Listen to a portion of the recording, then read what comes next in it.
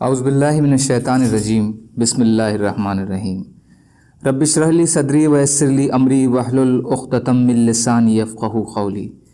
ریاض الصالحین حصہ اول، سرکاری عہدوں کا سوال یا خواہش ظاہر کرنے کا بیان۔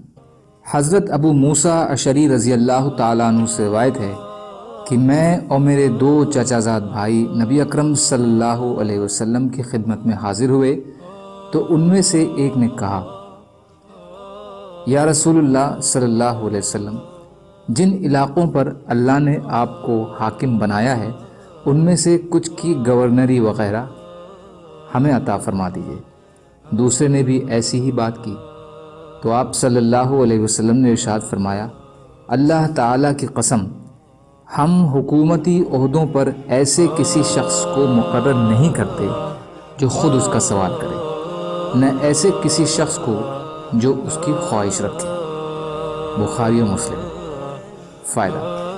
اس حدیث سے اس بات کی وضاحت ہوتی ہے جو امام نووی رحمۃ اللہ علیہ نے کہی ہے کہ کسی ایسے شخص کو عہدہ نہ دیا جائے جو خود اس کا طالب یا حریص ہو، کیونکہ ایسے لوگ عام طور سے اپنے ذاتی مفادات کے لیے ان عہدوں کو حاصل کرتے ہیں جس سے عام لوگوں کے حقوں کو نقصان پہنچتا ہے، جبکہ حکومت کا مقصد تو عام لوگوں کو فائدہ پہنچانا ہوتا ہے، نہ کہ کچھ خاص لوگوں کو یا حکومتی عہدوں پر بیٹھے لوگوں کو۔ اللہ تعالیٰ کہنے سننے سے زیادہ عمل کی توفیق عطا فرمائے،